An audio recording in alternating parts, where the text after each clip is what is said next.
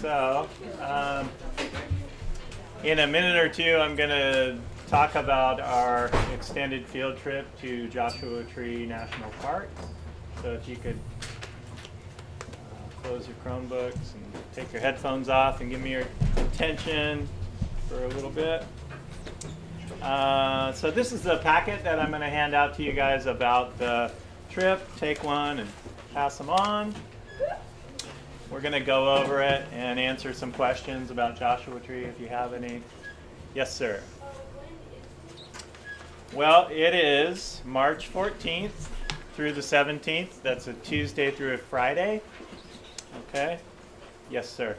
If I'm LEED certified, can I leave? That would be up to the rock climbing company and their safety restrictions, so you can ask when you get out there. All right, so that week, the week that we go, the Monday before we go, we do a practice setup of our tents out on the grass in front of the office, and we go through all our supplies and make sure that we brought everything that we're going to need for that Tuesday when we leave. The Tuesday when we leave in the morning, you just come to school at regular time, and we pack up our things with our chaperones and we head on out to the park. It's about 3 hours away. It's northeast of us, kind of past Palm Springs, if you've ever been there. You guys are going to be traveling with parent chaperones. They've volunteered to chaperone on the trip, and they're driving their own car, so it'll be approximately 4 students per adult. And then you would have an adult with you who is in your tent and takes you on all the different activities and excursions that you do in the park. So it's 3 nights and 4 days, camping, hiking, rock climbing. Rock climbing that you do out there is with harness and rope and helmets and climbing shoes that are special sticky rubber shoes. Another thing you do when you're out there is a lot of scrambling on the rock formations, just with your hands and feet, and that's almost the funnest part of all. But you'll do that a lot because the formations are right around the campsite, and you'll be able to do that when you're in camp. Yes, sir. Can I bring my own rock climbing stuff? You could bring your own equipment, but again, they're going to make the determination whether you can use it or not, because they have their own requirements legally.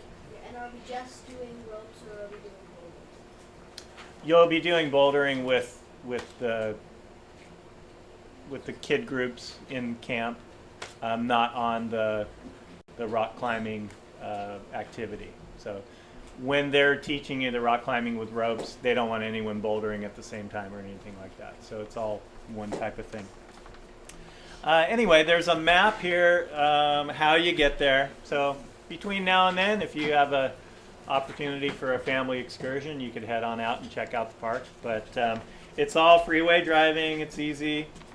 And we are going to be at campsites 11 and 12 in the group sites in Indian Cove. They're tailor-made for large school groups and church groups. When we get out there, we set up a boys' side and a girls' side, so there's no snuggling, as you might say.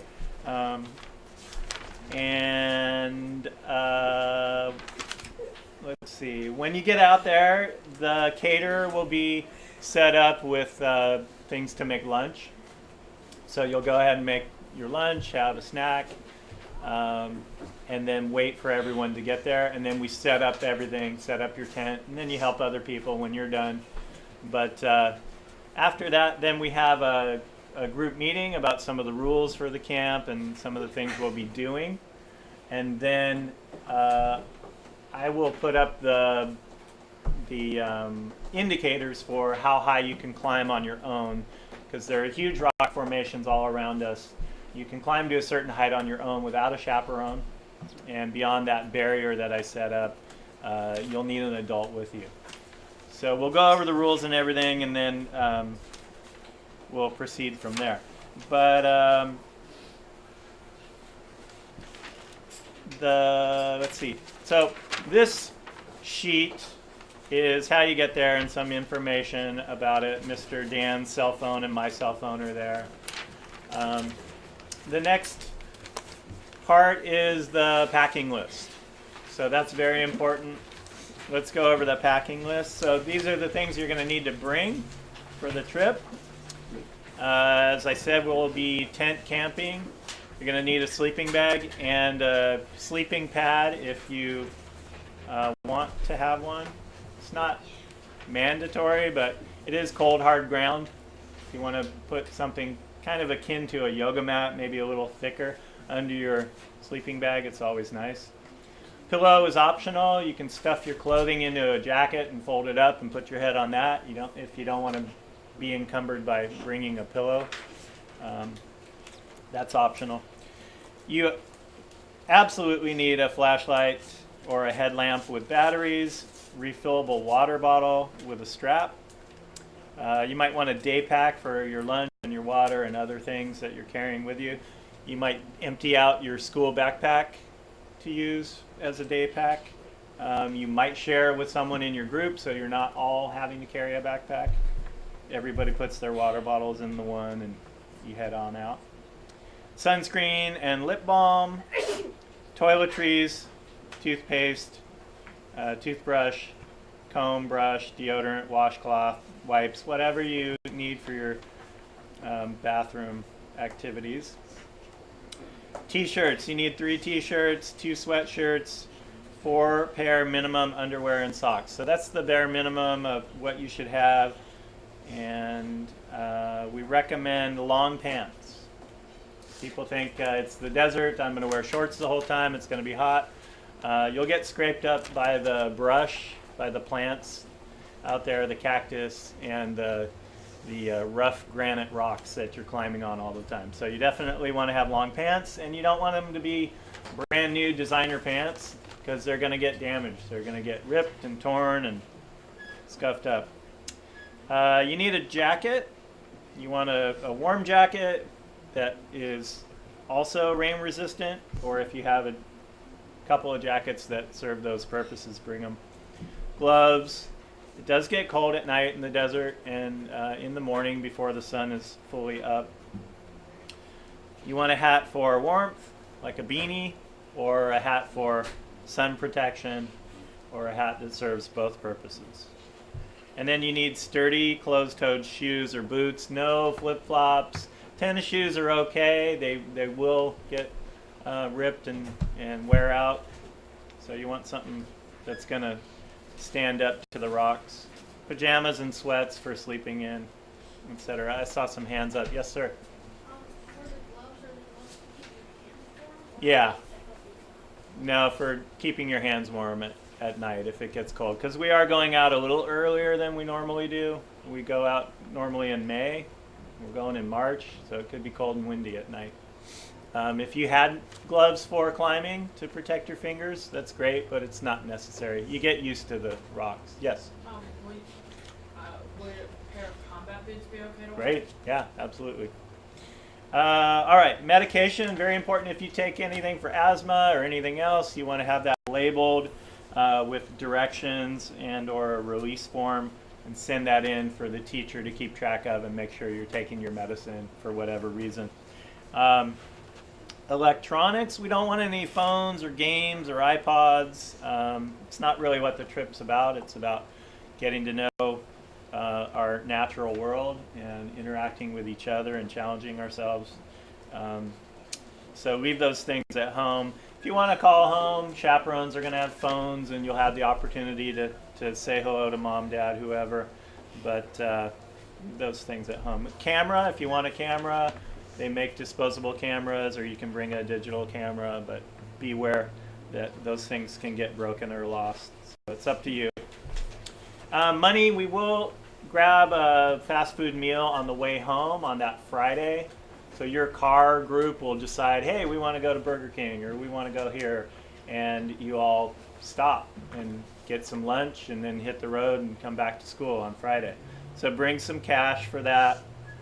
And also, you will go see the visitor centers in the park, and they have, gift shop items like mugs and stuffed animals, sweatshirts, whatever. So if you want to pick up a knickknack or something that commemorates your trip to Joshua Tree, you might want some cash for that too. So like $10 to $20, no more than that. Weather. So in desert conditions, the weather can change very rapidly. It can start raining. We've had rain out there. It can get really windy and cold.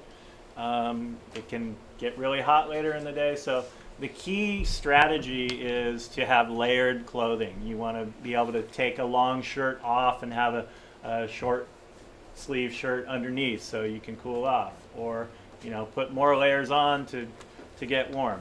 So that's the key. Keep that in mind when you're packing. And that's why we recommend the t-shirts and the sweatshirts and whatnot. We'll be checking the weather forecast just prior to leaving to make sure that we're up to snuff on whether it's going to rain or be windy. Okay, so the Monday before we leave, like I said, you'll do some activities related to Joshua Tree.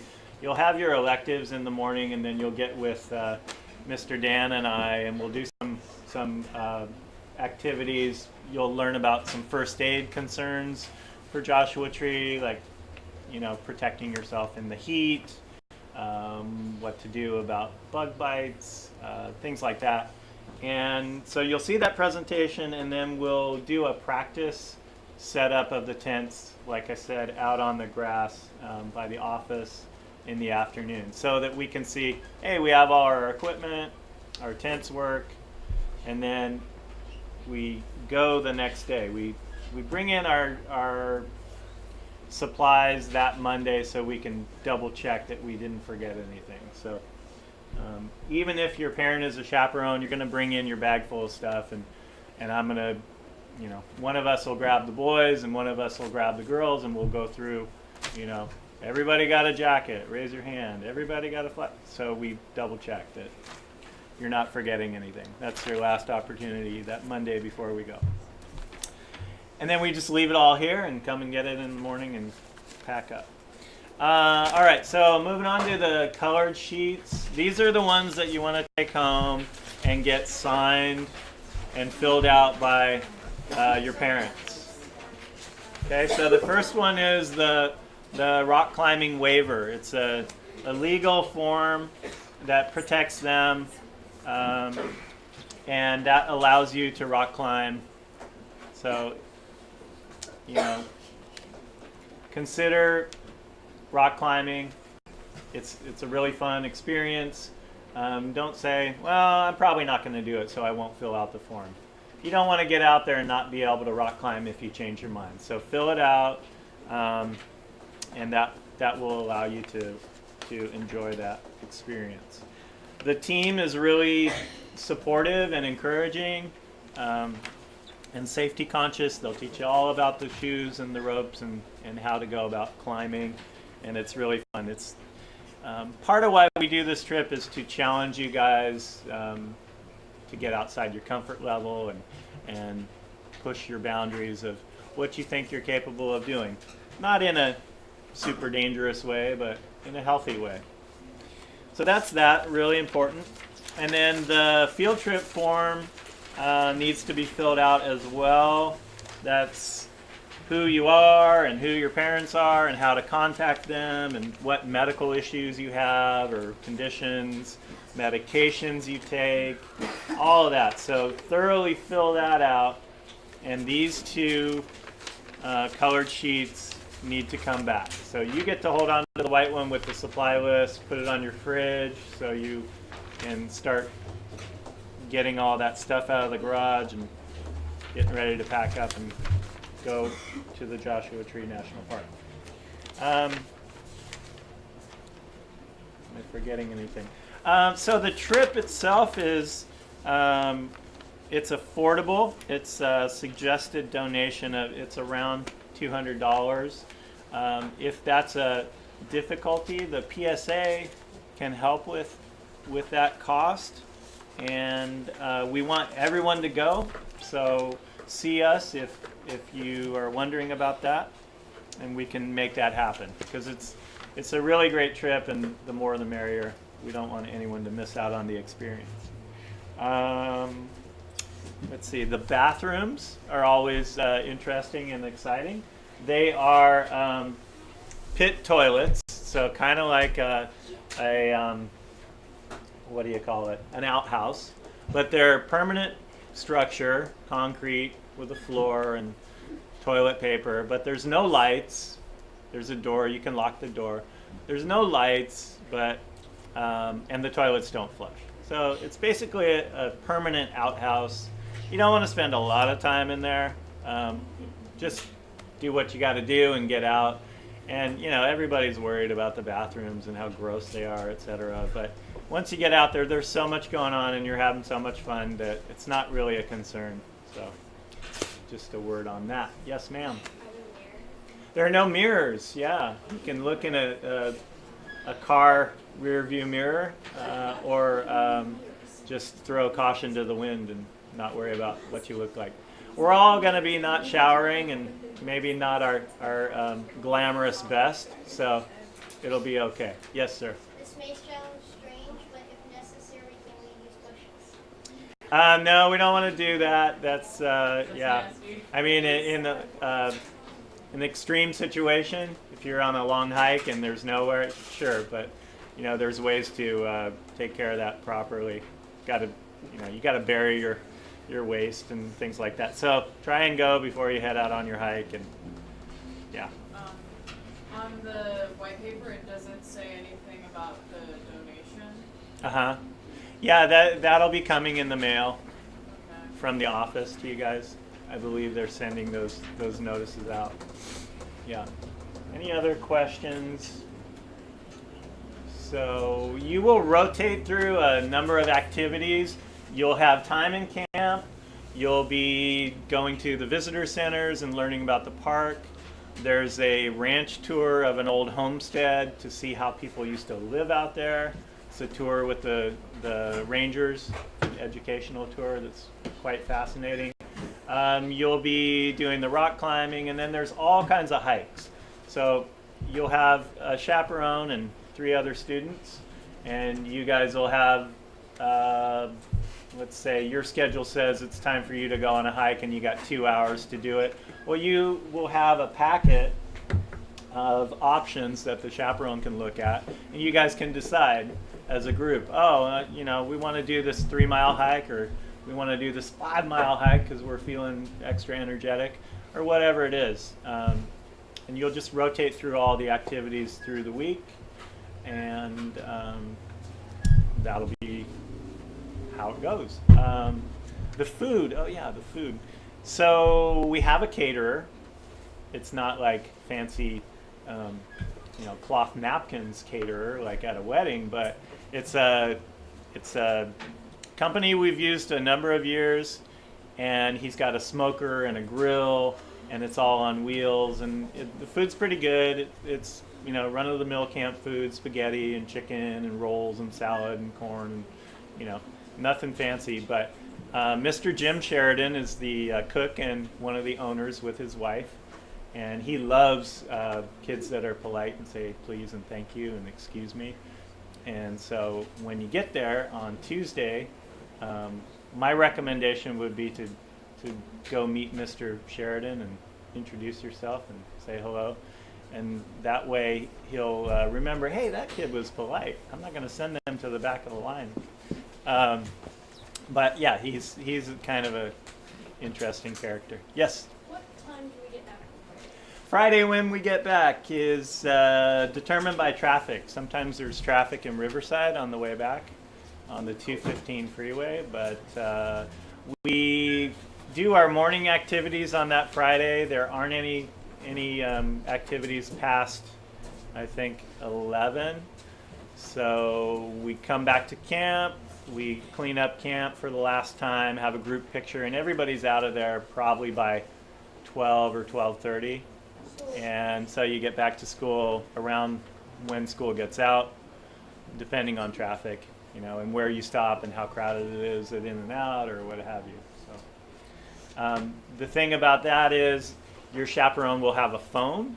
So let's say maybe 45 minutes away from school, your chaperone's going to pass their phone around in the car, and you're going to call home and say, hey, Mom, Dad, I'm going to be at school in 35 minutes. Can you pick me up? Or whatever it is. So that's how we coordinate you guys getting picked up. The first year, I was back at 9 p.m. That was terrible, but it doesn't happen that way anymore. We're usually back by, at the latest, like 5. So. Questions? No? No other questions? All right, so, yes. Good question. Thanks for reminding me. So we try and put you in groups that you're going to be happy with people we know you hang out with. But at some point before we go, in a month and a half, we're going to ask you to write some positively phrased letters to Mr. Dan and I about who you think you might work best with, who you'd like to have in your group. Nothing negative, I don't like that person, or I don't work well with them. Only positive, hey, I'd like to have this person and this person and this person in my group because we're good buddies and we work together. So we'll do that at some point before we head out there. Yes, sir? Probably. I'm not familiar with how that went, but in general, the groups are pretty satisfied with who they end up with, and chances are you'll have at least one friend, if not more than one, in your group. So, and the other thing to be aware of on that is you're going to have a lot of group time in camp. So even if you're not with your bestest buddy, you will have lots of time to spend with them in camp when we're all together. Yeah. Can you have people in your group that are in the other class? Yeah. You can have people from the other class. Question? Are we allowed to bring books? You could bring a book. Yeah, you could bring a book. Yeah. All right, guys, I think we covered it. So, yes. Good question. Yes, you can bring some personal snacks that you prefer to have with you. I mean, you're not bringing a whole 7-Eleven with you. And yeah, you can have some things that you like just for special occasion. Yeah. Is there vegetarian food? There will be vegetarian options, and at some point we're going to have to get the shoe sizes from you guys and a tally of how many people are vegan or vegetarian. For climbing shoes? For climbing shoes, yeah, they're going to offer a certain range of sizes. Yes? What if, like,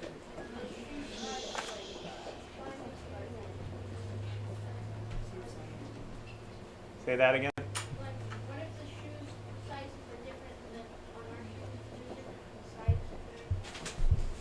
Yeah, they'll go by the standard shoe size that you write down, and they'll convert it. They'll figure it out. Yeah. All right. Okay, guys. So colored sheets filled out and returned to ASAP, and the white one is for you to hold on to. Thank you. Thank you, Mr. Blount. Yeah.